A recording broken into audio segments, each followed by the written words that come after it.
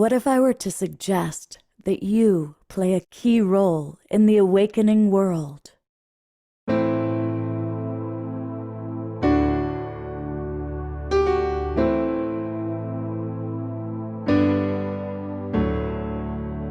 that you are watching this because you have heard the call.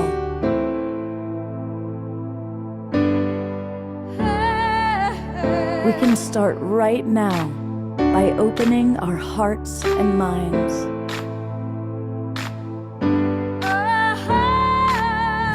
Welcome to the awakening world.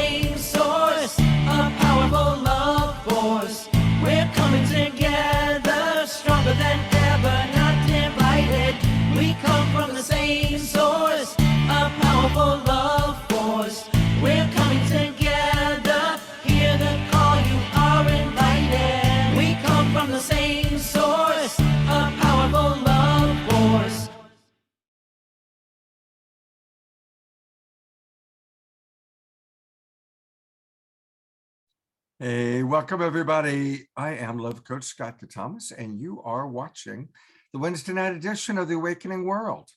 And tonight it's all about relationships. You want to change your life? Change your relationships. Life is relationship. And we've got three extraordinary relationship masters. The co-creators of RelationFlix are with us. And of course, I'm talking about my good friend, Steve Roland, and his partner, Dolphin, and most of all, my co-host, the lovely and talented Trish Wright, who's having a very special day today. But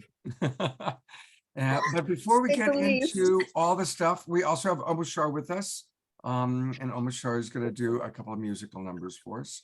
But I want to welcome everybody, and I want to welcome those of you who are watching on Alan Steinfeld's YouTube channel, or perhaps you're watching on our YouTube channel. And most of you are watching on Facebook because we go out over 100 different Facebook groups and pages because of the Sign Network, and we're grateful for that. Now, here's the thing. We're going to be answering your relationship questions today. So if you're looking for support in any of your relationships, it could be family, it could be a lover, it could be a friend, it could be someone you live with, work with. We've got these amazing experts who are going to answer your questions, which means you're going to want to come into the Zoom room. So I am inviting you to join the Global Peace Tribe. It's really easy to do that. Just go to globalpeacetribe.com, globalpeacetribe.com. You'll learn all about our shows and click register for the new season. We do 3 or 4 shows every week with amazing co-hosts, all original, great guests, and live music. So for example, this is the show we're doing tonight, celebrating the RelationFlix Summit and getting relationship support from these brilliant coaches. This Saturday night, we've got a powerful show on unleashing the power of the heart. It's a collaboration with our friends at Global Coherence Pulse. My co-hosts will be Jennifer Hill and Teresa Collins, and look at all the people they've invited to be with us on Saturday night, all of whom are brilliant. And also Mystical Joyride will be back, one of our favorite musical artists. And then finally, on Sunday, once a month, we have a community conversation. And it's Omashar and myself leading that this Sunday. And we will be announcing all the details for the upcoming retreat in Los Angeles at the end of March. So join the Global Peace Tribe. Do it now. You'll immediately get the links to all of our shows for the next 3 months, including tonight. So you can come in and get your relationship questions answered, possibly by Trish, or maybe by Stephen, or maybe by Dolphin, or maybe by me, or maybe even by Omashar. But one thing I can promise you is that Omashar will give us some wonderful music to get the show started. And I see Eleanor Joy is here. Hopefully she's got her dancing shoes on. Take it away, Omashar. Hopefully she has, and welcome, yay. My favorite topic, relationships. Oh my goodness, I have hardly enough time dealing with myself. And so this is a brand new song, and it's called I Wish the Best for You. And it's the third song of my new upcoming album, which is called Lightness of Being. It's a 10-song album, and I'm 3 songs into recording it. They've all been written. But this is a song that I wrote. If somebody leaves your life, somebody that you love really deeply, and they want to leave no matter what you've gone through, and basically you have a choice. You can either be heartbroken and have your heart torn out, or you can let them go and say, I wish the best for you. And so with that in heart is where and how I wrote this song. So and Eleanor, go for it, please.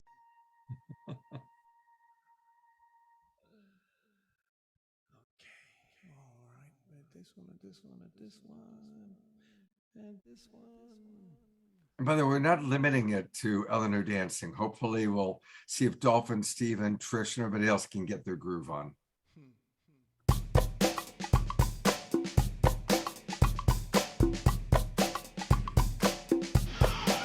I wish the best for you.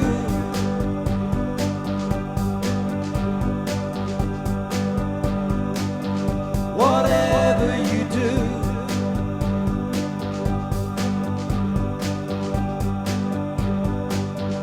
I love you.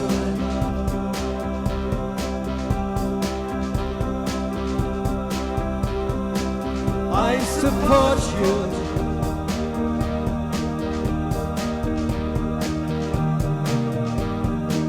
From the depths of my heart,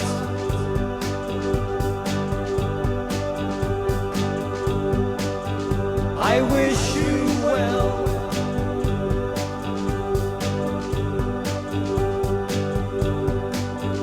I hear you.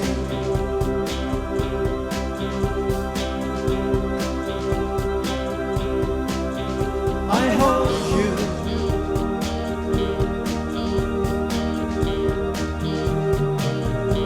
My loving arms,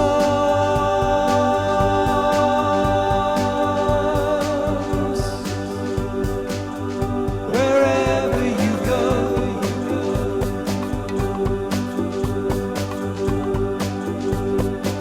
I'll watch over you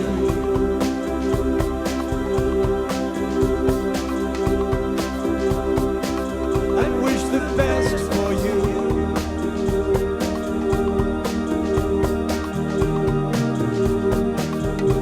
I see in your eyes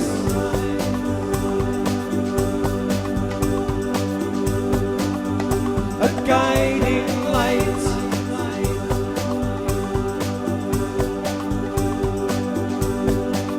that shines through you.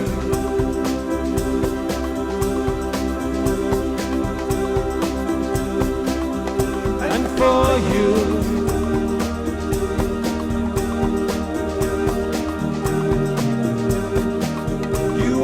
love of your life,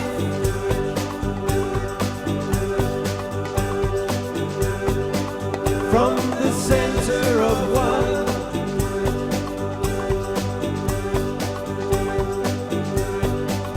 you are beautiful,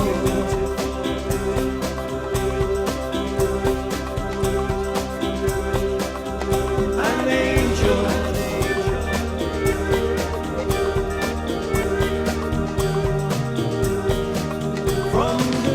Of my heart,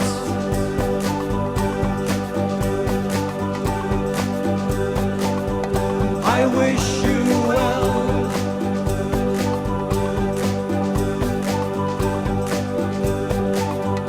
I hear you.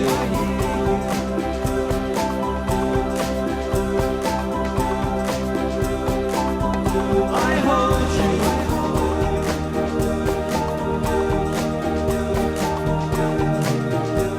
My loving arms,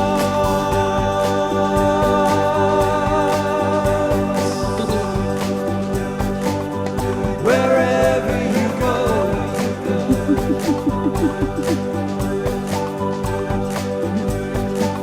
I'll watch over you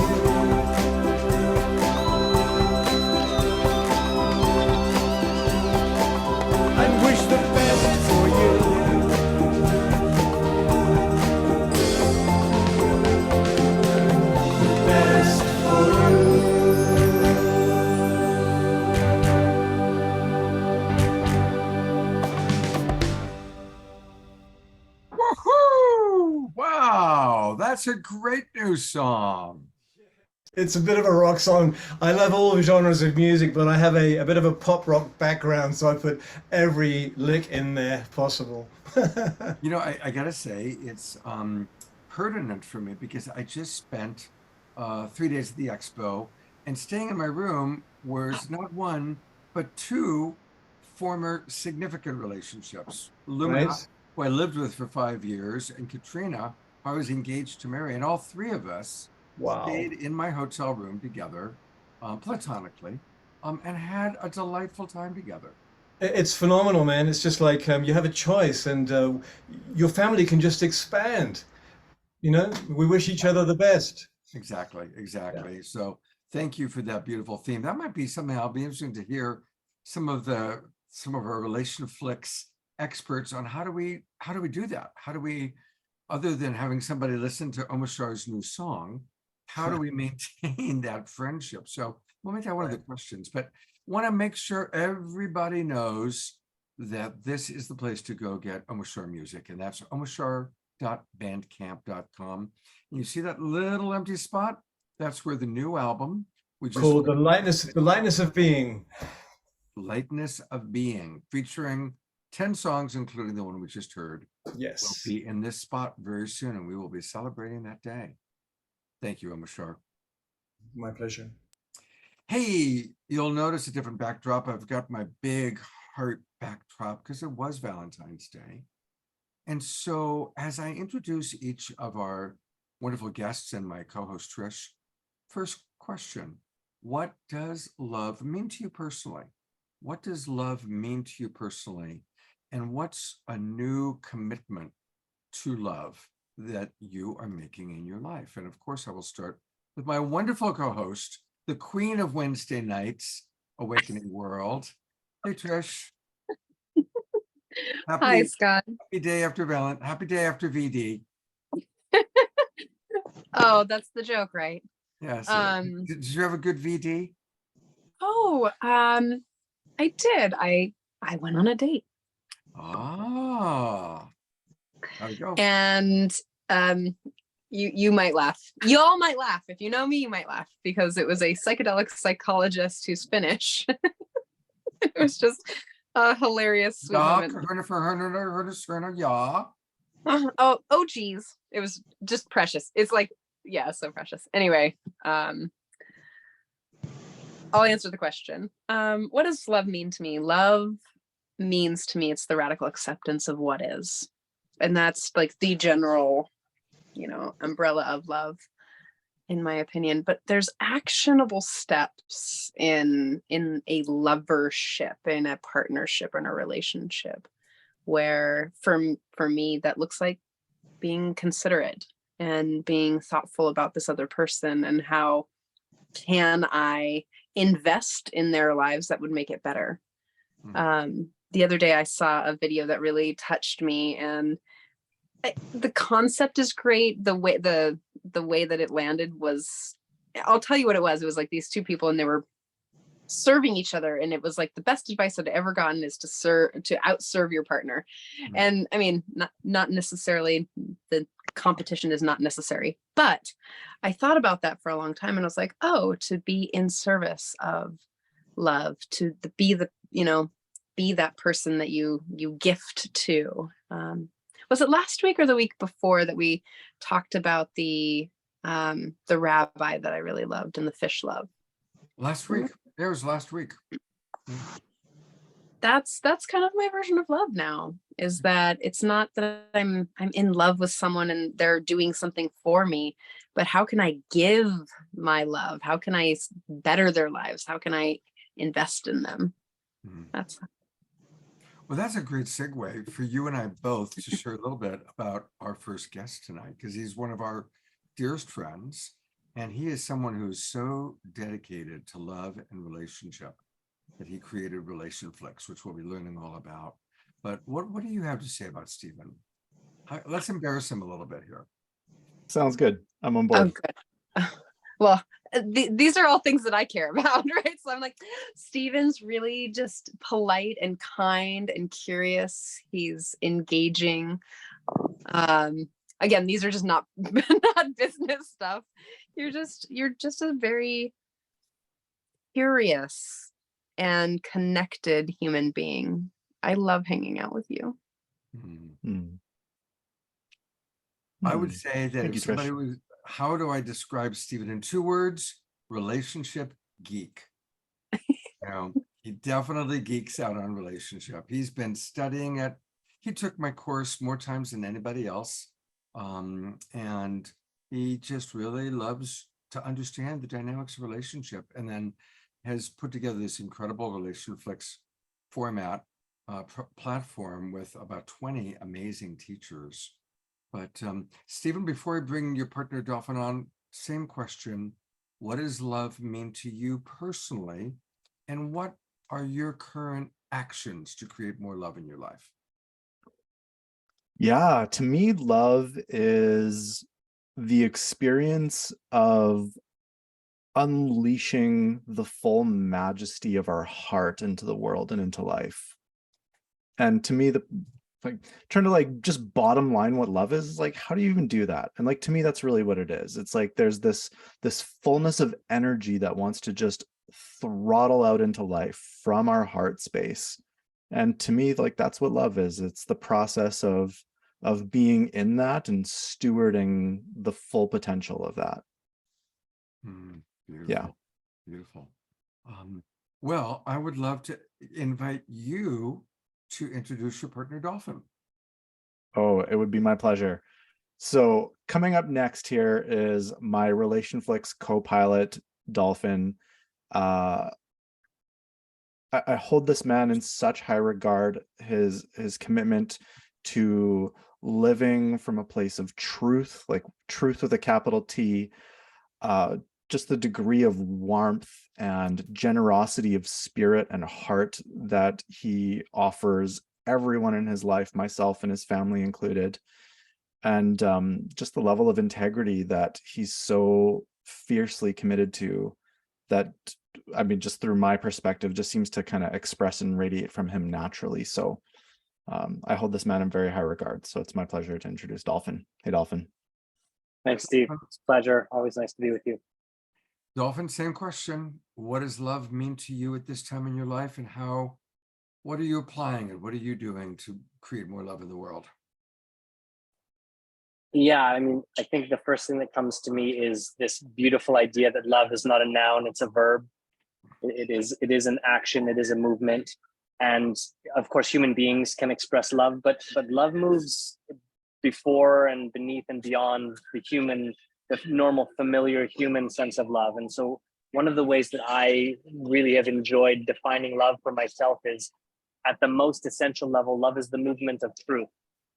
And human beings, we have this incredible ability to be in alignment with that movement, or we can come out of alignment with that movement, which in me is really the source of suffering in our lives. And so coming back to love, coming back to a place of being in relationship with and in full expression of our truth, that's how love moves in us and between us.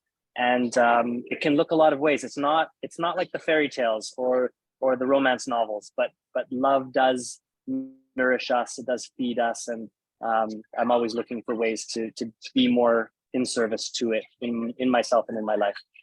Beautiful, thank you. I'm going to give Omashar a shot at this because it's such a great question. Omashar, same question. What is love? It is a great question, and I think that I was never taught about love from birth. In fact, growing up, not in a dysfunctional family, because it was functionally dysfunctional, but we never learned to open express to each other. But now, for me, love is the light that radiates from my heart and is available to share with all beings in this world. And if it happens to be another human being in an intimate relationship, awesome. And if not, and so I've kind of redefined love, and my heart's been smashed and pulverized and broken open several times. And as I mentioned, I think on the last show, is I've decided just to leave it broken and open. The gates can hang off, the hinges can hang off, and they'll rust away. Because now I'm feeling, as a male, I was a little patriarchal, polarized. However, now that I've come into my heart and I feel it emanating from my heart, I realize it's an activity. It's actually actioning into the world. And as long as I keep on plowing back into myself, my own self-love, then I can share it. And so in a nutshell, in a long nutshell, that is my definition for now. Beautiful, thank you. I'm just coming from the Conscious Life Expo, and several people that I really respect, including our beloved twin Ray. I spent a lot of time with them, both personally and also watching them present. And there's the big picture, which is the entire universe. Call it God, call it the universe, actually is love. Love is all that exists. And obviously that's a very esoteric, kind of mystical way of looking at it, but I believe it to be true. And kind of like, the famous story of Michelangelo saw David in this gigantic piece of marble, and he just removed everything that wasn't David and created that amazing sculpture. Same thing. Let's just work on removing everything that's not love, all the illusion of separation. I'm going to read some of the comments. I'm going to bring everybody, so you're not just seeing me as I'm reading these, but I'm going to read some of the wonderful comments because I really want to make tonight very participatory. And so here are some comments that have come in from our audience. Bonnie writes, love is not a doing, it's a being. Love is all there is. Albiena writes, love is the greatest of gifts given to all of us by our Creator. Grow your love every day in every way. Donna writes, I had to create unconditional love for myself to be able to share it. I want to add Omashar there. I had to create unconditional love for myself to be able to share it with all that I come into contact with. Dorina from Ecuador writes, my latest love realization, insight, and invitation was, what if we turn everything into love? Then I embedded it in a beautiful picture of this amazing seeds, flowers, and fruits community mandala, co-created by 14 different tribes at the recent Wellness Festival in Ecuador. And I will do my best to open that file so we can take, yeah, there it is. Here is what she's talking about. So an amazing mandala created by all those different tribes coming together in Ecuador. And yes, we can turn everything into love. That's beautiful. Thank you for sharing that, Dorina. Just a couple more comments. Albiena writes, love is, as Trish stated, it's acceptance, absolutely. And Susan writes, love means to be in union with the universe and the planet. Everything runs on love. Nice start. We did get one question already from somebody on Facebook, and that was, how do you practice love when you're feeling all alone, especially after Valentine's Day? Who wants to tackle that one? Trish, Little Miss Self-Love show? All right. Sure, I would love that. Okay, I've got a cat in my arms. Mr. Winston's coming in for this journey because now I'm sitting on the couch. Oh, I guess not. He takes every opportunity to get his love. After sometimes, how do I want to approach this? Sometimes I think that we can get wrapped up in sort of the societal, the conditioning that our worth, it has something to do with whether we have a partner or not. And so when we're feeling alone, something that you taught me, Scott, is to really grieve or mourn, allowing yourself to mourn the unmet want and need, but and also to really focus on that's a very precious want and need. So in those spaces where I get lonely, I like to think of myself as my own lover. Like, what would I do? How would I take myself out on a date? Or how would I use my love as salve, as balm to my broken heart? How would I cook myself dinner? Would I buy myself flowers? Would I leave little notes for me on the mirror so that I wake up to them?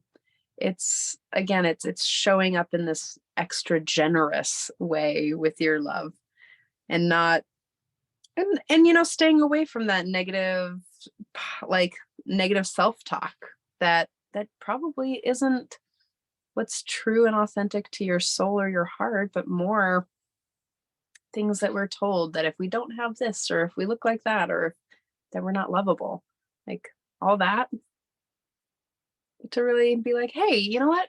I'm going to do some self-growth work today because that's the most loving action that I can take today. So like that. Beautiful.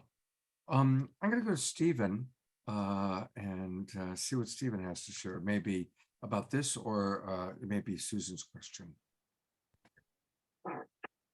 Yeah, I'll acknowledge Susan's question here, because it's a super juicy one that it's a journey that I've been on, and I think a lot of us can relate to. So Susan asked a question a bit up the chat.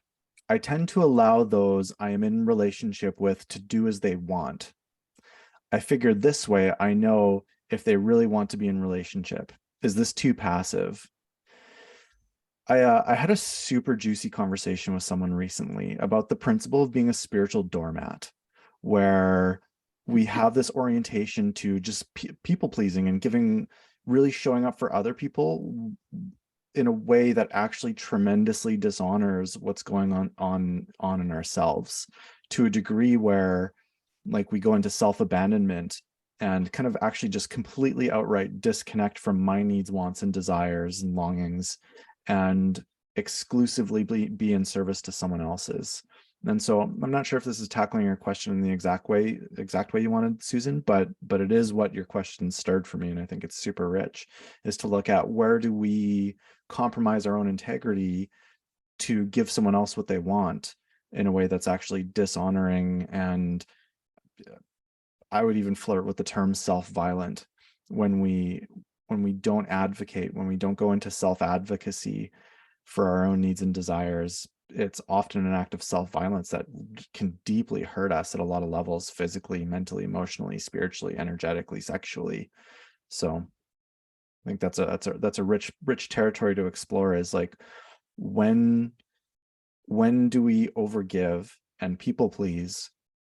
And like, digging deeper, it's I think people with a people pleaser orientation often find that it's actually easier, because it's what they've always done. It's like our neural pathways carve into that type of behavior, and it's kind of like putting a needle into the grooves of a record. You know, it's like these grooves are etched out, and thereby the needle just kind of chills inside the groove because it's the path of least resistance.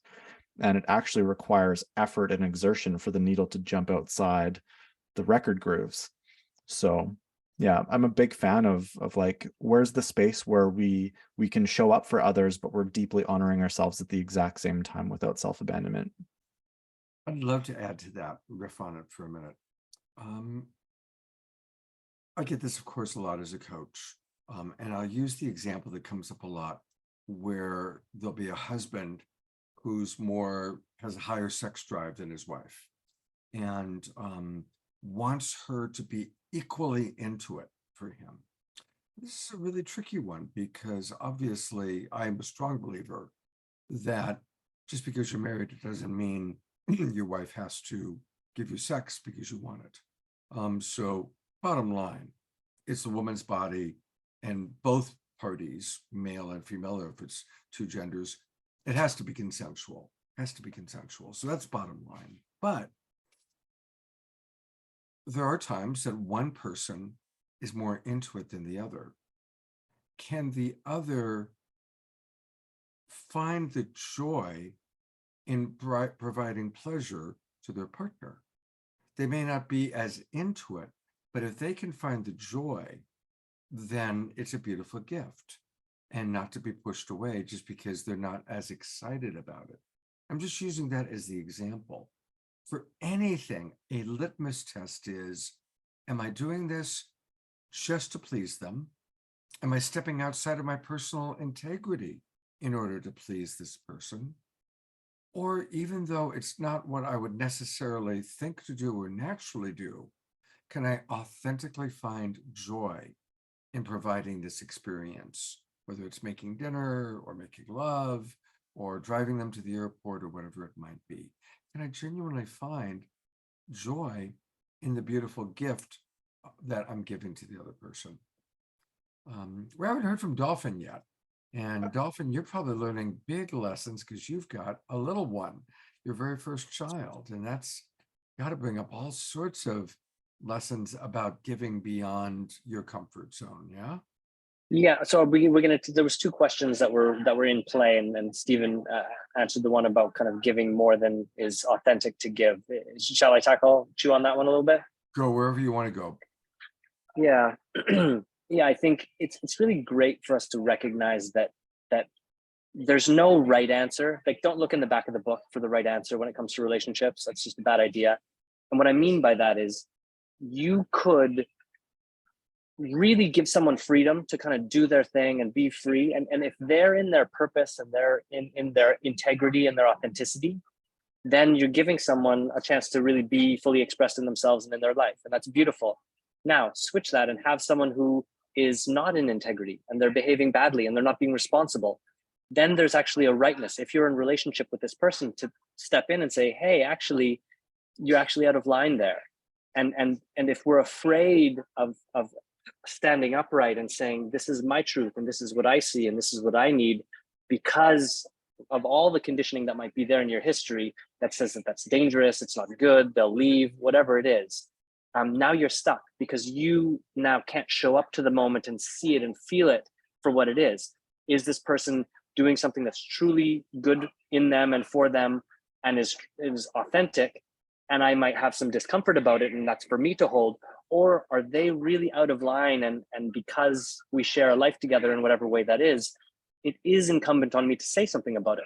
So I think we need to get away from right answers, and I think we need to find the discernment within ourselves when our own relationship with truth and our own ability to see and feel that truth outside of us is there or not, and then to behave according to that discernment. And again, this is something that ideally we learn this throughout our early development and childhood and adolescence from our parents and our siblings and our community.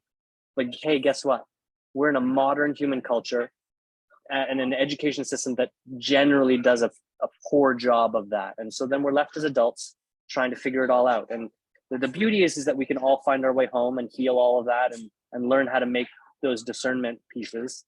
But it's a challenging road. And that's why it's so beautiful that so much of this work and support and coaching is out there for people that are ready and resonate with it.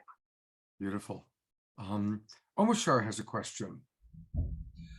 Yes. In a previous show, Scott gave me a reframe for the words guilt and shame, and I was really grateful for that. However, my inner resources kind of spaced out and I've forgotten it completely.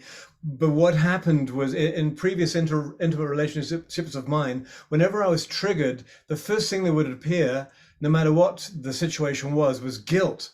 And guilt would come up in me, would overshadow me, even if I hadn't done anything. It was just a trigger. And then the other person would see that guilt emanating from me and would then try and pin me down because they already had the upper hand. Aha, you're guilty. And it was just triggered, and this guilt came up no matter what the situation was, no matter what was happening. And I don't know if there's any insight in that. I just heard what you were saying, Dolphin, about early programming and familiar programming, basically. And I'm guessing now, in retrospect, that is a part of that. But do you have any insight, anybody, into what I've just blathered on about? Well, first of all, thank you very much, because it's vulnerable and something we all can relate to. I'm going to start with a thought, and then I'd love to hear from everybody what they want to share about guilt and shame. Just a reminder that guilt is when we feel badly about an action that we took or didn't take. Shame is when we feel badly about ourselves, right? You know, guilt is, I don't call my mother enough, I feel guilty. Shame is, I'm a horrible person, I don't call my mother and I'm a horrible person. So just want to kind of make sure the definitions are clear. Yeah, and just one more thing is just when the guilt arose, it was like someone would just point a finger at me and go, you, and I go, guilt. And it was an unconscious thing. And then I've already lost the battle, which shouldn't have been a battle in the first place. Dolphin. Yeah, I thank you for sharing this piece. And guilt and shame is it's just such a human reality. I really think that all emotions are practical and functional and actually serve an important purpose for us. And your last comment about feeling like someone pointed a finger and said, you're wrong, you're bad. I would suggest that that's exactly what you were feeling. That in your early development, you had experiences where that quality of relating was happening for you, and you didn't have a safe enough environment to fully heal and process that experience. And your nervous system and your whole psyche and sense of self is now on guard against that, or at least hyper attuned to the potential that that's what's going on. And there was something about what was going on in that state, that moment, that experience that reminded your system, not necessarily your conscious mind. Sometimes these emotions happen and we're like, what is that? It doesn't always have to be something you see and understand consciously, but something in your system registered that this is like those other times where that experience took place, and your body is giving you an opportunity to feel it, not just so you can figure out what to do now, but it's also registering in the way that it is so that you can integrate the unfinished pieces from your past. So when I think about people getting into like a nervous system dysregulation, that sounds like what you were talking about, is that if we can reframe that as it's not something to try to immediately regulate around or get past or breathe through even, but it's just a signal to us that an unfinished, unintegrated part of our past is touched and activated. And in this present moment, there's an opportunity for us to hold it and love it and recontextualize it for ourselves in a way that genuinely and sustainably puts it to rest. And so there's pieces about how that can work, but that's my initial kind of response to what you shared. Yeah, it's interesting because when it comes up, because I'm coming to a stage in my life where I can recognize, oh, this is something from my past, and I'm just going to sit with it. But if you're in a relationship with somebody who's not on the same page, they'll just blast you, and it'll make the guilt arise more, and there's no chance really of sitting with it in that moment. And what happens with me is there's a part of my psyche that just goes numb and pushes it away, so I don't even remember that it existed. And I guess it's just pushing it down. So anyway, thank you, Dolphin. Yeah. It sounds like you have there's some trigger in there that would be worth exploring. Where did that voice begin? Where did that trigger start? And in a moment we'll go to Stephen. But here's one thing to remember about guilt. First off, anybody who feels guilty, congratulations, you're not a sociopath. And so underneath guilt, you can always find care. You feel guilty because you have enough care about whatever it is you did do that you feel bad about, or you didn't do that you wish you had. Find the beauty of the care underneath the mind fuck of guilt. So that's like my big piece on that. And here is Stephen Roland. Yeah, thanks, Scott. Beautiful shares, Scott and Dolphin. I just love hearing both of you speak pretty much all the time, and so just appreciating you both for dropping the treasures. And I'm going to take this conversation in just like a slightly different direction and kind of add a new piece of territory to the table. So this is particularly for when we have an experience where we are self-inflicting guilt and shame, not necessarily coming from another person, but we're kind of like self-flagellating. I often think that there's actually a high degree of guilt and shame placed on the experiences of guilt and shame. And like a part of us can go into judgment of like, I shouldn't be feeling this. This is bad. This is wrong. I need to like course correct, and I need to realign, and I'm going to meditate, and I'm going to do all these things to just get the fuck rid of it. And I think sometimes that's the move. What I'm putting forth is like, sometimes it's actually not the move. And what I like to do is actually just sit with it and let it be here for a moment and ask what's true about it. Like, is there something, like, did I actually make a mistake? Like, do I feel guilt because I actually dropped the ball somewhere? And like I didn't honor a commitment, or I didn't show up in a particular way that really aligned with my core values, and I feel awful about myself for not showing up in the way that I wanted to show up. Like, I actually think there's a wisdom to that. And that's like, it's an opportunity to look at, like, actually I was out of integrity there, and it didn't really meet my value for showing up with care or respect or consideration or attunement, or being tack sharp and punctual to time and honoring the commitments that I've verbally made to people. You know, like, I think there's often some wisdom and treasure to extract there. So I think having a healthy relationship with guilt and shame requires us to not shove it aside and abolish it too easily, and just let it be here just for a time, that we can extract the treasure from it, and also avoid going down the slippery slope of being stuck in it and letting it stay here for too long. I think guilt and shame are harmful when we shove it away too quickly, or we let it chill for too long. And so that's kind of just the fine art of having a healthy relationship to guilt and shame. Passing the talking stick. Trish, you're up. Oh, I just really love how heart-centered you men are. It's so delightfully refreshing to be sitting in such compassionate, loving company. And so much wisdom. You know, Omashar, being with guilt, especially in our romantic relationships, like I really resonate there. In my early childhood, I was an only child, so that means everything was my fault. Like, literally, I could look at something wrong and I don't even know how it would break. It just would break, and it was always my fault. So I carried a lot of guilt, and I carried a lot of shame for just existing. You know, it was like, oh, the person that I love is now angry or upset or hurt, and it would cause me like physical discomfort right here, and make me tight, because of course that's not what I want. I don't want to hurt the people that I love, and it's taken a long time to build the resilience, kind of like what Stephen was saying, but to be with the discomfort of being out of integrity, B, like having to deal with your inner child stuff, and also just sitting with the discomfort of someone else's pain and mine, and to just sit with it, to be really intimate with it, and to listen for what's underneath that. Like, what is it that, like, I don't want to hurt my partner, and there's this thing that I do naturally, which is annoying to both of us, that I'm going to just annoy them, and can I be with the discomfort of that?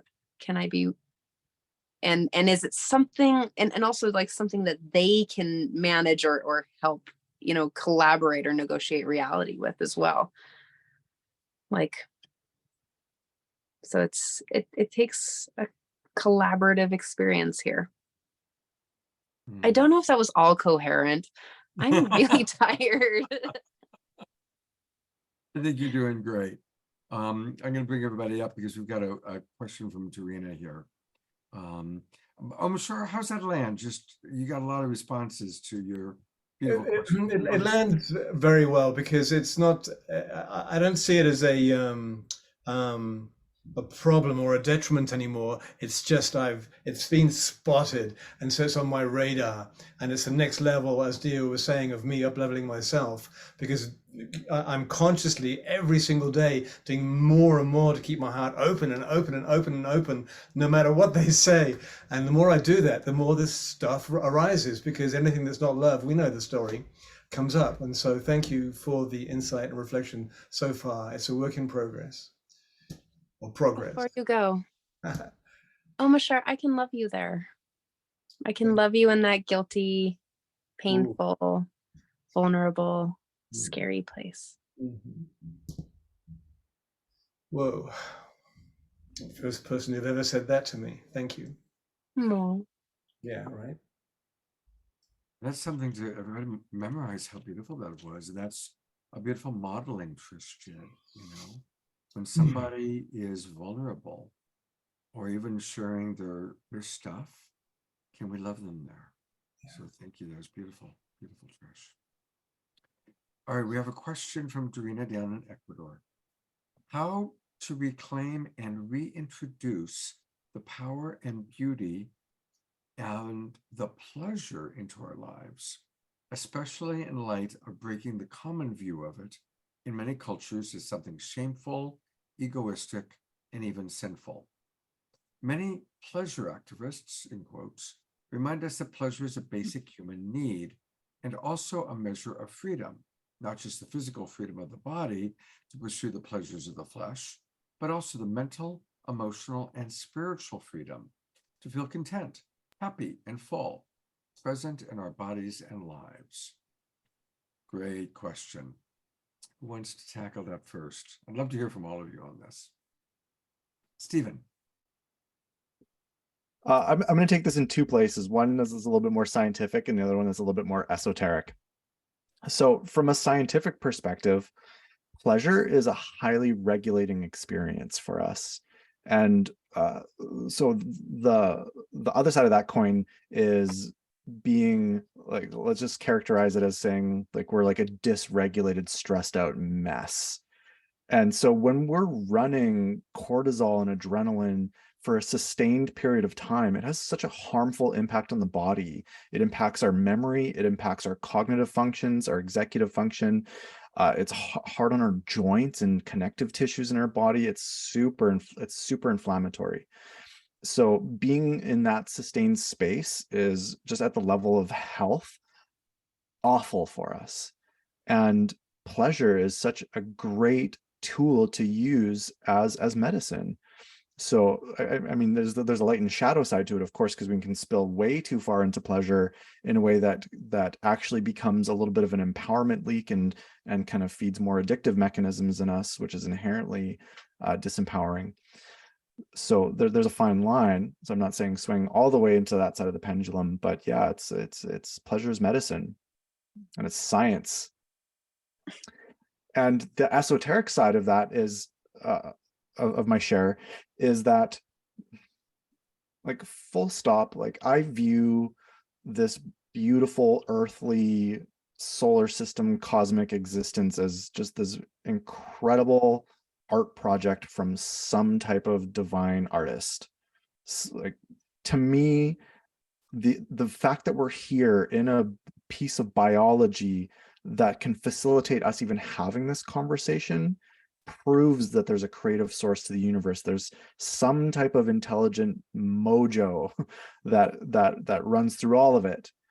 And like, I don't think that life on Earth is an accident. It's like, no one can convince me that it's an accident. It's like, here we are on a rock, the perfect distance from the sun that facilitates humans and insects and birds and fish and wildlife and fruits and vegetables and grass and like all of the abundant expression of life that we get here. And I think that's on purpose. Deeply, deeply on purpose. And like, just look at the biological functions of the body. You know, we have a brain and a nervous system that alerts us of danger, and a heart that beats automatically that we don't have to think about, and lungs that breathe oxygen on a planet that's abundant with oxygen. You know, like we have kidneys and liver and like everything in our body, all 3 trillion cells communicating with each other, everything devoted to a purpose. And that's making our consciousness possible. And like, none of that's an accident. And so all of the features and functions of the human body are sacred. It's a part of the intelligent cosmic design. It's sacred. Pleasure is included in that. So to me, pleasure is a highly sacred function of the human body, just like the rest of it. Beautiful. Trish. You mean you want me to talk about pleasure? Yay! One of my favorite topics. I love that you brought up the science behind it, Stephen. Yes, our body really, we need pleasure. And one of the things, if you've ever heard me talk about sort of dismantling sort of oppressive beliefs in our culture and historically, is that they took away our pleasure. So it is a radical act of love to be in aspects of pleasure, in aspects of your embodiment or your song or your dance or your orgasm And the thing that I really, the piece about it is, the question that I have is, are you in integrity with your pleasure? Mm. And this right here is like, am I just out there on all these dating apps, just getting my pleasure on? And is it feeding me, or is it that addictive place that Stephen was talking about? Or is there something about my pleasure that I can get, that I can really be present with, to take honor, to walk in my integrity with it, right? Does that make sense? Yes, Yeah. it does. Beautiful. When this question came up, another word came up for me, and that was the word play. And I'm going to go to Dolphin with that for a moment, because sometimes we have trouble, allowing ourselves to have pleasure.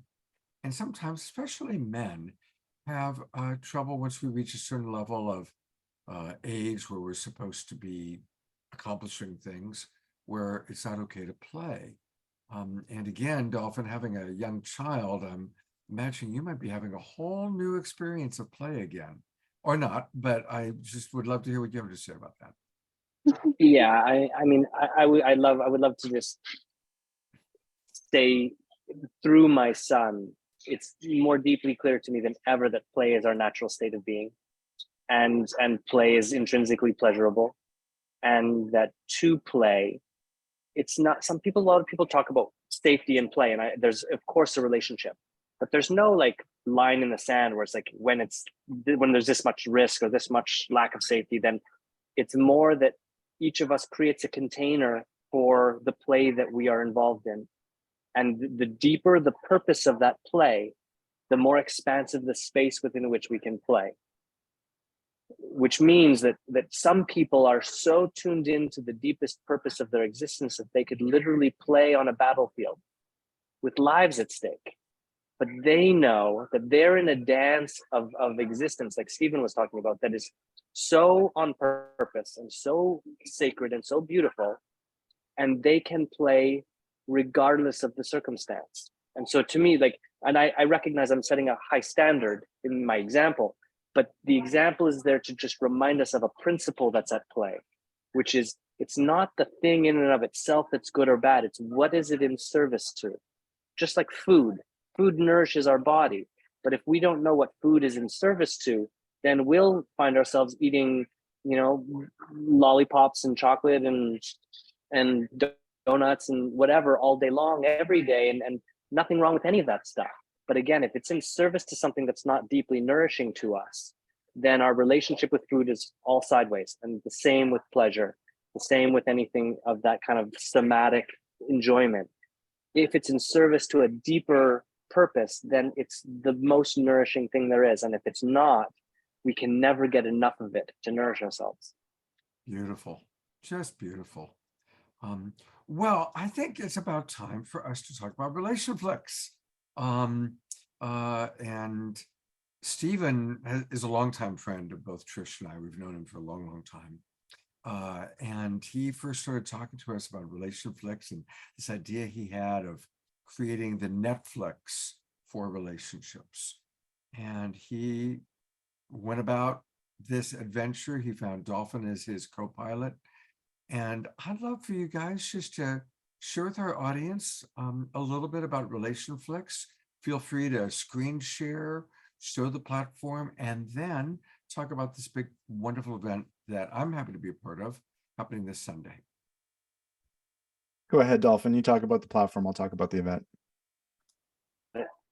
Cool. So yeah, this is it been in the works for coming on to 4 years now. Stephen and I got together and had a sit-down conversation, both of us with a deep love and passion for communication and relationships, and a deep love and passion for filmmaking and the use of digital content to tell story and to express meaningful ideas. And it was like, when you sit down with someone and each thing that's spoken just naturally inspires the next statement or comment or wondering. And this was like, I don't know, I think it was like maybe a 2-hour sit down meeting when we initially really kind of dove into it. And we both left that meeting thinking like, yeah, this is it.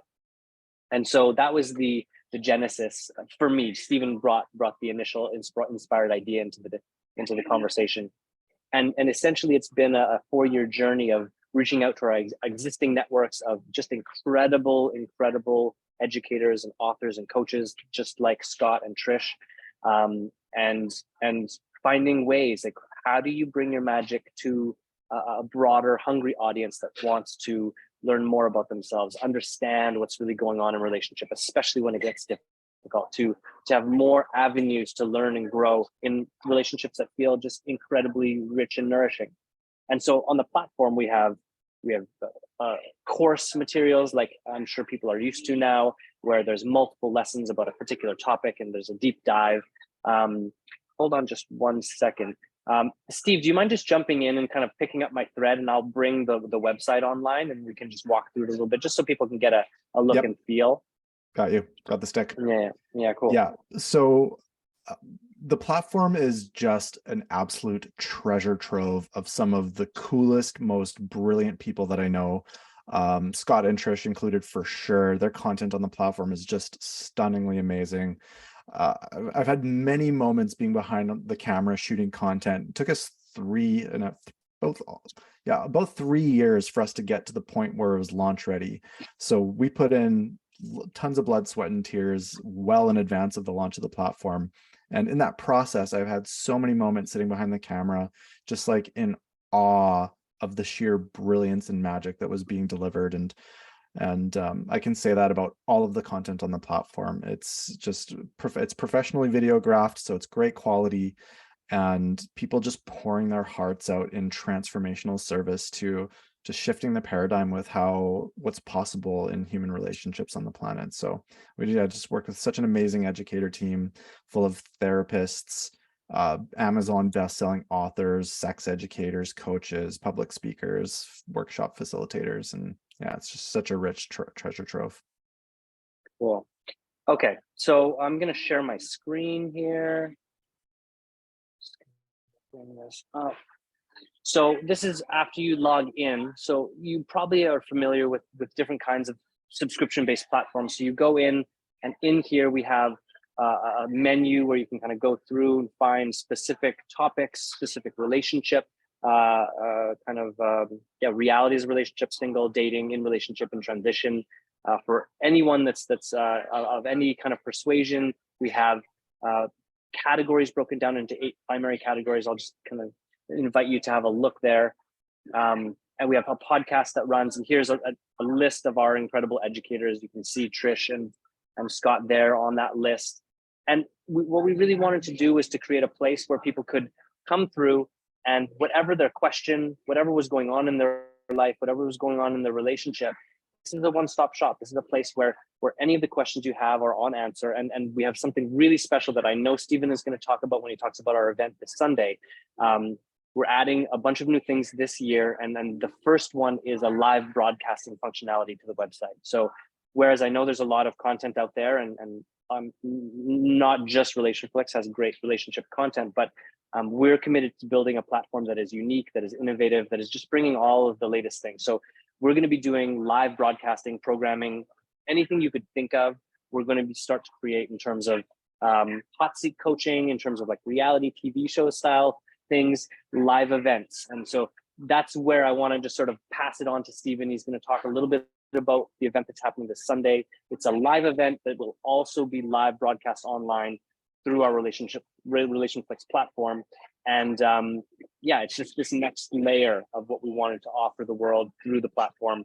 So yeah, Stephen, tell them a little bit about the Relationship Summit and a little bit about how the live broadcasting is going to become woven into the RelationFlix platform. Thanks, Dolphin. So fun fact, we launched on Valentine's Day last year. So yesterday was our 1-year anniversary party. And leading up to our 1-year anniversary, I thought to myself, well, shucks, why don't I throw myself a birthday party? So this is what came from that. We're throwing an in-person event called the Relationship Summit. And we've booked, it's our first in-person event of this nature, which is a hybrid production, meaning that there's going to be an in-person audience, as well as we've hired a pro live broadcasting team to do a 3-camera high quality video shoot. So the presentations that are going to be delivered, 95% of them are going to be done from a speaker who's live on stage. And there's going to be a few virtual presentations as well. But and we also have a world famous stand-up comic who's decided to step up to the table and isn't able to be with us at the event, but they very generously pre-recorded some videos that are exclusively for the Relationship Summit itself. You can't find them anywhere else, and couldn't be more excited about it. So there's 2 ways to join us. If you're in the Victoria, BC area in the Pacific Northwest, you can join us in person, and it's going to be a lovely event. There's still tickets available. And if not, there's a live stream option. Early birds expired yesterday, but we do have a regular ticket pass for the live stream, and these are in Canadian dollars. So for all you American folks, just subtract about 30% of the price, and you're laughing. And speaking of discounts, I'm going to put a discount coupon code for the event once I'm done my little spiel here. But for the lineup, we have an incredible lineup of speakers. This is the stand-up comic I was telling you about. He is an alternative life coach that gives absolutely ridiculous spiritual and life advice. It is just satire at its kind of crudest, finest. He's hilarious. Every time I watch one of his videos, I end up in tears. And so it's just super clever. And so he's decided to put on his relationship coach hat and deliver us some custom relationship coaching that is for Relationship Summit participants only. We have a local icon from the Pacific Northwest, Dawn Dancing Otter. She's very, very well loved in both the shamanism and trauma healing communities. So very excited to have her. And we have Elise Braithwaite, who the word on the street is that she's an incredible charismatic speaker who's going to talk about the weavings of spirituality and relationship. Ian McKenzie, who's doing a talk on regenerating trust. He's a very popular filmmaker. We have Damien Bowler, who some of you might know, who's an expert on attachment theory as well as authentic relating, and just so much NVC experts, an authentic flirting workshop, which I can't wait for. Creativity and sexuality workshop. Dolphin's going to be teaching a parenting workshop. We have these beautiful and handsome creatures who will be joining us as well. And we're going to have live music. And this is a psychotherapist who's also just incredible. There's lots of great speakers. Oh, there's this handsome chap. So it's going to be an amazing event. And if you'd like to join us for the live broadcast, it's happening this Sunday from 10 a.m. to 6 p.m. Pacific time. And if you'd like to join us, you can do so with this coupon code. You just go to the website. It's relationship-summit.ca and pick any ticket, and you'll get $10 off your ticket, Canadian. And yeah, so whatever experience tickles your fancy to join us, you can get a custom discount there. Beautiful. And yeah, it's going to be a super lovely event. And Eleanor Joy is going to be there. So where is she? I'm going to put her on camera here for a minute. Eleanor Joy is coming, and she just wrote how much fun it's going to be.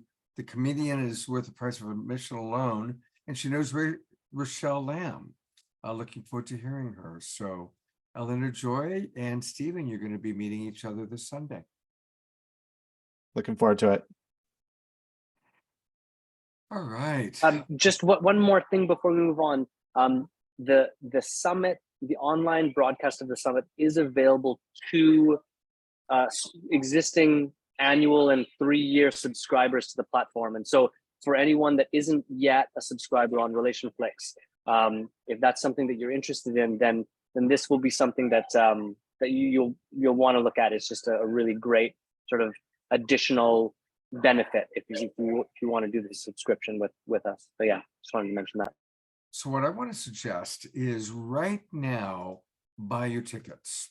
And what I'm going to do is I'm going to play a video. You've seen it before. I've showed it on this show a few times, but I love it. It's very love themed.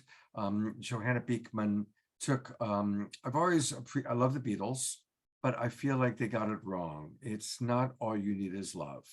It's do everything with love. Do everything with love. So I said that to Johanna, and she set about and made this wonderful video that features a lot of your favorite Awakening World presenters. So while I play the video, I want everyone to go online and buy your ticket.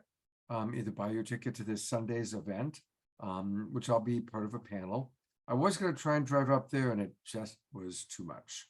But I'm still going to be on the panel. And all these amazing RelationFlix people that you'll be able to watch live online, or for those of you who live close enough, go up to British Columbia, sit next to Eleanor, and see it live. So join right now. But while you're all signing up and registering and checking out RelationFlix, this is a really wonderful video that I love, and it's perfect for our theme of love. Love, love, love, love, love. Love is everything. Love is everything. Love, love, love, love, love. Love, love, love. Love, love, love, love. Love, love, love. Oh, oh, oh. Nothing you can do that can't be done. Nothing you can sing that can't be sung. Nothing you can say, but you can learn how to play the game. It's easy. Do everything with love. Do everything with love. Do everything with love. Love. Love is everything. Nothing you can make that can't be made. Nothing you can save that can't be saved. Nothing you can do, but you can learn how to be you in time. It's easy. Yeah. Do everything with love. Do everything with love. Do everything with love. Love. Love is everything. Love is everything. Love is everything. Yeah. Love is everything. Love is everything. Thank you, Johanna Beekman. I love that video. I could watch it over and over and over. Hey, Trish, I've got the camera on you.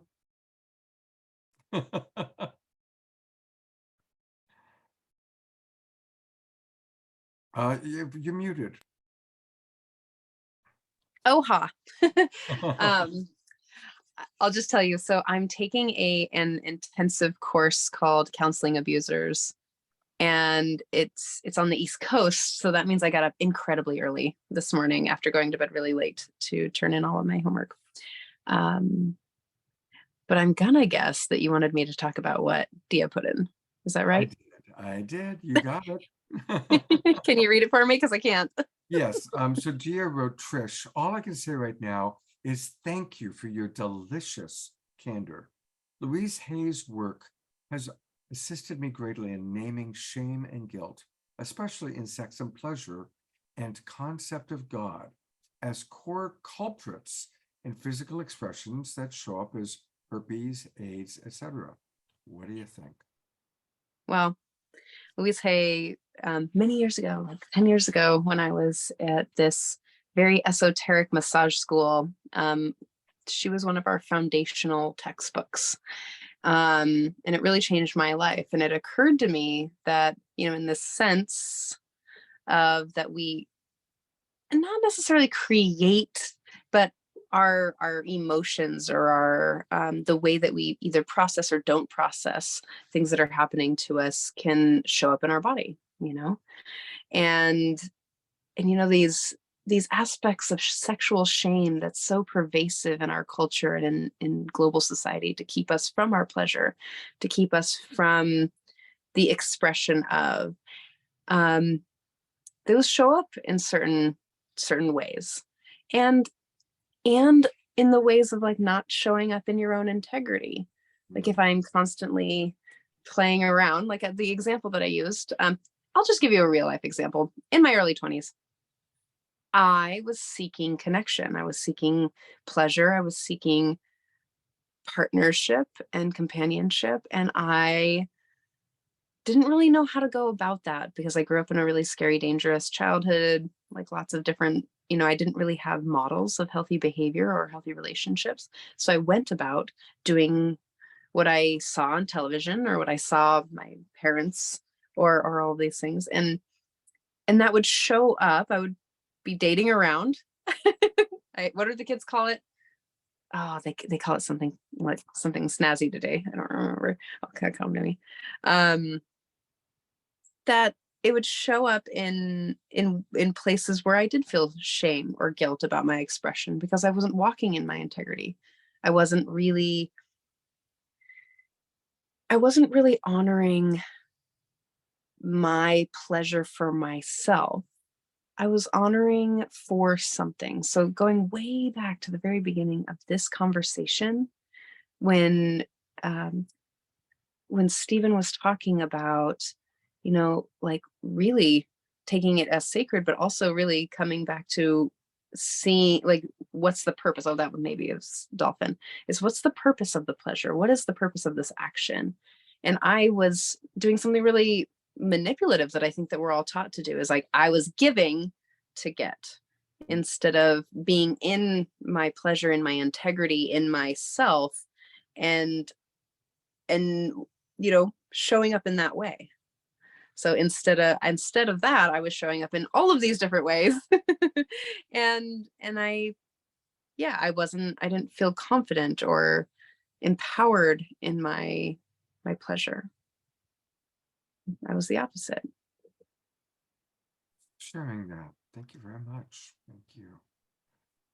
Well, I would love to give each person one last, whatever you want to share about love, relationship, or RelationFlix.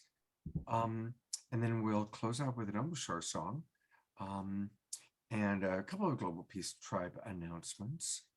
But let's go to Dolphin. What do you want to share as kind of a closing thought?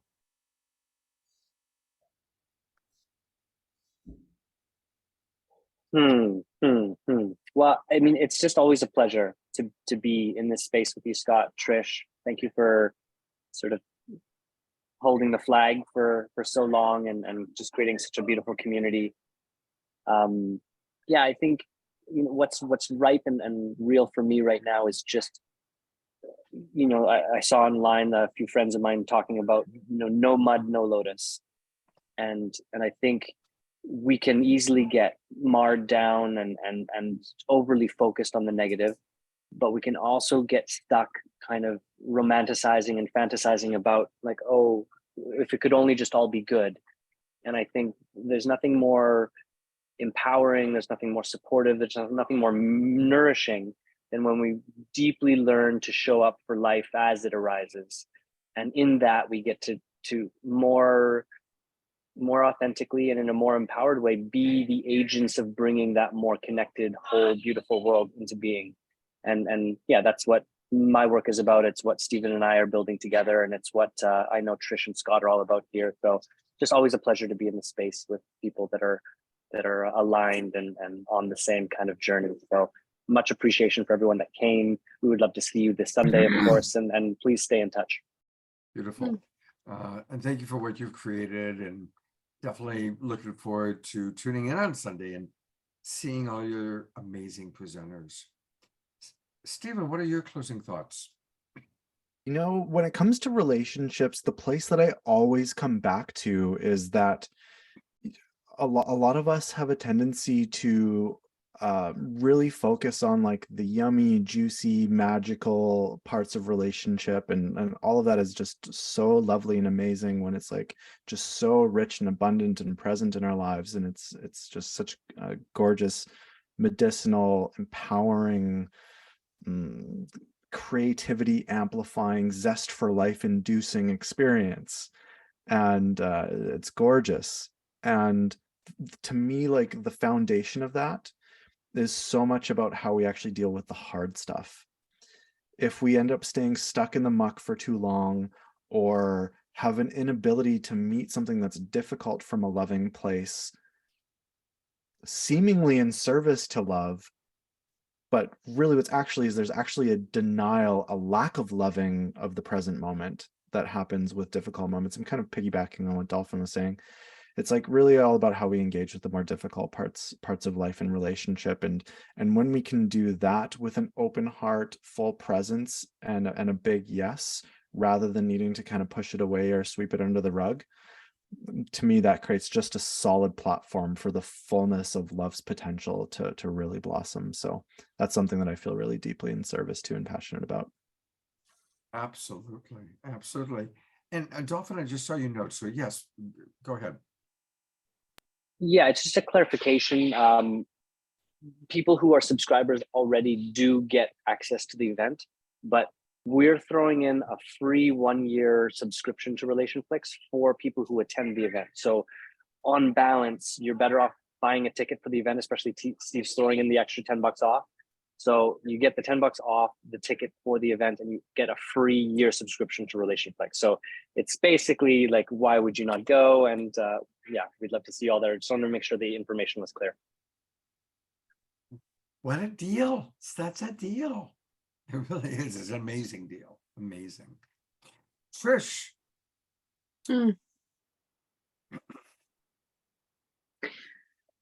Yes, to both of like love shows up where it's difficult. You know, I mean, it's easy to love someone in the good times, and I love that you both brought that up, because life is challenging. It can be, and it can be really delightful. And what creates trust and what builds rapport is showing up during the difficult times with love and compassion and capacity. It also shows up in taking accountability for harms experienced and done. It, like, when we step into our own like understanding of self and start getting really in integrity with that, like when our thoughts and our words and our actions are aligned, and we are choosing to really step into our value system in that way, that's one of the, for me, the foundations of self-love. And then when we bring that self-love, and again, I just want to make the clarification that self-love isn't the arrogant or the like overly like, whatever kind of thing. It's the understanding that I'm kind of a messy human, and that's what it's gonna do. And I'm like, I'm doing that, annoying thing again, or so-and-so's doing that annoying thing again. That to actually show up in some aspect of appreciation for that, and to take accountability for, like not doing the dishes or whatever underneath things there, but also big mess ups, and to not get defensive there, but to really be there. And that is the one thing that I've had the most struggle with in relationships, is people who have the capacity to be with all of this and all of real life, all of the difficult parts of life, to hold someone in the grief of their dad, or to show up in places where they're scared and bitey. That's where love happens. Dia wrote a really great question. So even though I was doing these big goodbyes, you're not done with us yet, because it's such a good question. And I'd love to get at least Dolphin and Trish's perspective. Gia writes, my puzzlement is why, if I've known of these concepts since reading Louise's Louise Hay's You Can Heal Yourself 4 decades ago. Why do I still grapple with some of these long-time expressions in my body? So Trish, Dolphin, you want to tackle that beautiful, vulnerable question? I'll start. Anyone who's done a lot of introspective and personal work, or read a lot, it's very clear that our psyche, our emotionality, and our conscious presence has a massive impact on the physical body. The interaction and relationship is undeniable, and the evidence just keeps piling up around how strongly correlated our mental well-being and our sense of wholeness within ourselves tracks to our physical well-being. So yes, there is a relationship between our personal and sort of psychological unintegrated stuff and different kinds of ailments and illnesses and diseases that might come into our system. But I think it's not helpful to come up with this idea that, like, if I do work, it means it's all going to go better physically, because it's nonlinear. The body is nonlinear, the mind is nonlinear.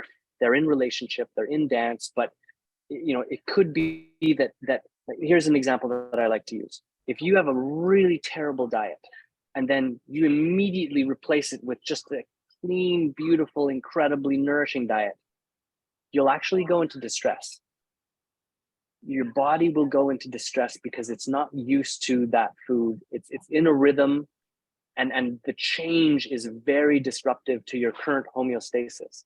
And the reason I say that is because sometimes the healing process takes us into dark corners before it brings us into the light. And so, and again, it's nonlinear. Like, if we just trust that there are certain ways of being that invite and facilitate integration and wholeness and nourishment and well-being, that it's worth committing to those things in spite of the short-term or even medium-term results. That ultimately those are seeds planted in the interest of a garden, that some of which we will see. And the reality is that many of the seeds we plant in our human lives, we will not see. Someone down the road from us will get to enjoy the fruits of those seeds. So it's more about deeply committing to principles of being that we know are whole and nourishing, and not get too trapped or caught in a kind of transactional, like, oh, I'll do the good thing so that I get a specific result. That easily gets us trapped in having evidence of the result of our action that doesn't reflect what we hoped it would be.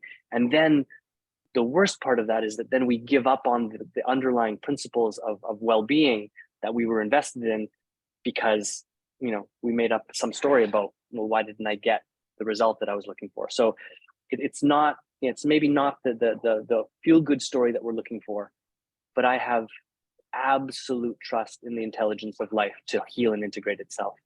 And I believe it can all be healed, but not necessarily the way we think, and not necessarily in our lifetime. So that's where we have to be connected to something greater than ourselves to be committed to those types of principles. So anyway, that's what I wanted to share. I love that, Dolphin. Thank you. Thank you. I'm going to go back to Trish in a moment, but just riffing on what Dolphin just said. I think of Krishnamurti, and this really made a big impression on me. Krishnamurti was an extraordinarily highly evolved spiritual teacher. Many believed he was actually the Messiah. He said, no, I'm not the Messiah, and that's a whole other story. But bottom line is that his brother was his best friend, and his brother got very ill. And his brother really wanted to live, and Krishnamurti really wanted his brother to live. And they were at a very high state of spiritual evolution. They knew all the top healers in the world, and his brother died. And I went to see Krishnamurti speak shortly before he died. And he said that it taught him that no matter who you are, life is a great mystery, and there's no guarantee. There's no guarantee. It's a journey. It's an incredible mystical journey. And we can read something and intellectually get it, but our body has its own chemistry. Our psyche has its own chemistry. We have our epigenetics to deal with. We are complex beings, and there's a lot going on a lot of different levels. And so it's ultimately a great mystery. And sometimes it takes an instant to change, and sometimes it takes a lifetime to change. And sometimes we don't change completely. That's why there's reincarnation. So I am going to go to Trish if I can find her. Where'd you go, Trish? Oh, Trish. Huh. She was here. She's gone. She's disappeared. All right. Well, I do have some announcements that I want to make. I want to start by just really one more time. I want to go to the educators on RelationFlix. We saw it briefly when Dolphin was doing it, but I know most of these people. Right in this moment, I'm actually staying in the home of Lori Grace. Jessica Osterday is one of my dearest friends, and she and Lori have been on this show many times. Ariel Brown is brilliant. Arika will be on the show a week from tonight. Of course, there's Dolphin, who we've heard from tonight, Michael Dyer, Mike Thomas, Paul Sterling, Philippe, myself, Sheza, Stephen, Trish. All of these people have been on the show and are brilliant teachers, brilliant coaches. And so you can get access to all of their wisdom by joining RelationFlix. And they've made it so inexpensive. So I really want to encourage everyone, join this platform. It's really, really worthwhile. Also want to just give a little preview of what's going to be happening on the Awakening World this weekend. We are going to be collaborating once again with Teresa Collins and Jennifer Hill. They're great. You know, they run the Global Coherence Pulse. And so really want to encourage everybody, join us Saturday night. It's going to be powerful. Unleashing the Power of the Heart. And they've brought on just an all-star group of luminaries to talk about this. And Omashar will be playing music. Mystical Joyride will be with us. It's going to be a really, really good show. I also, before RelationFlix starts their thing, come on into our community conversation on Sunday. We're going to be talking about all the upcoming events, including really going into detail for the upcoming Global Peace Tribe retreat. And so come talk with Omashar and myself. We've got some surprises planned, and that'll be the Sacred Sunday show this morning. Then go right into the RelationFlix Summit. So it's going to be a really beautiful and full Sunday for everybody. Also, J Mayer is back. We're doing more light touch stuff. And we are starting a light touch daily practice group. We'll just get together for about 15 minutes and practice.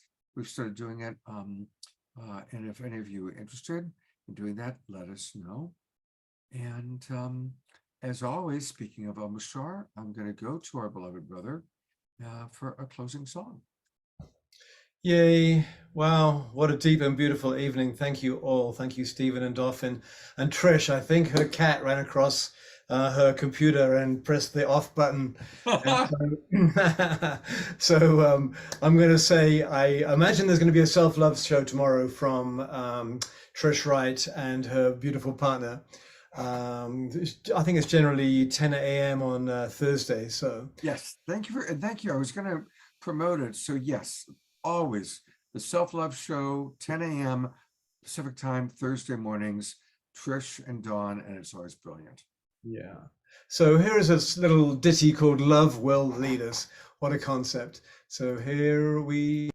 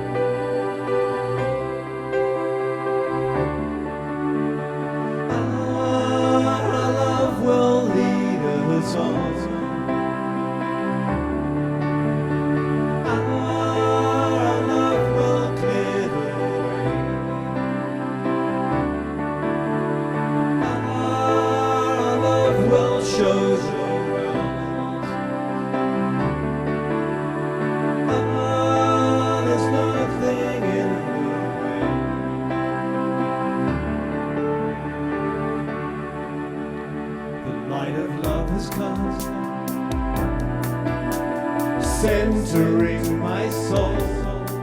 Amazing things abound, 'cause now we've reached our goal, to celebrate your liberation, shine your love throughout the world. As consciousness proceeds through being, I am here, I am now, I will light the way. Our love will lead us on. Our love will clear the way. Our love will show the world.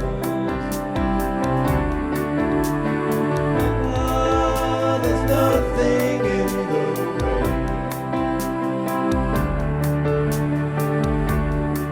Let go of stories old and walk into the new, free to be at last. So stand up and be true, celebrate your liberation, shine your love throughout the world.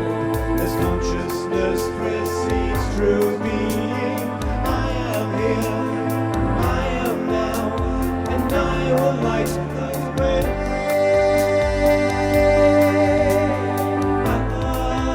Our love will lead us on.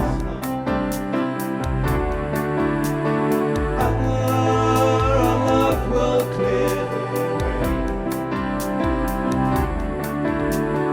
Our love will show the world.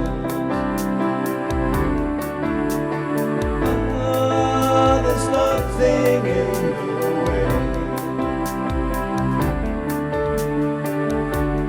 The light of love has come, centering my soul. Amazing things abound, 'cause now we've reached our goal, as we celebrate our liberation, shine our love throughout the world. As consciousness proceeds through being, I am here, I am now, and I will light the way.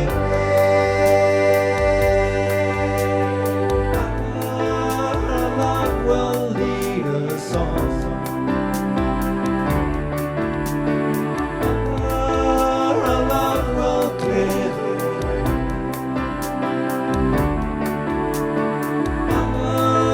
Our love will show the world. There's nothing in the way.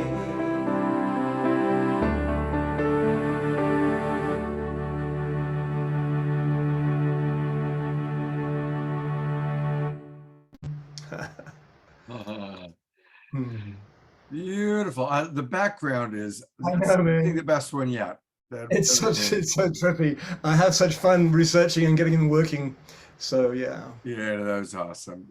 Great song. You know, after these shows, Omashar, whatever your closing song was is in my head until I go to sleep. Yes. So thank you. We shall what is it? Bank that. Thank you. Thank you. Hey, buddy, I look forward to seeing you on Saturday night. Thank you so much for everything. And once again, bringing up Stephen, and Dolphin is somewhere, unless he's run off with Trish. He may have. I think he has. Oh no, there he is. There he is. He's here. All right. How dare you? How dare you? We thought it was I don't you have guys. I don't have a cat. Great show. I so respect what you've created, and really looking forward to Sunday. I'll be with you all day watching. And you've got some new people that I haven't met before, so I'm looking forward to meeting them. And God's blessings, Global Peace Tribers. Have a wonderful week, and we'll look forward to seeing you on Saturday. Take Good night, care, everyone. everybody. Take Thanks care, for having everybody. us.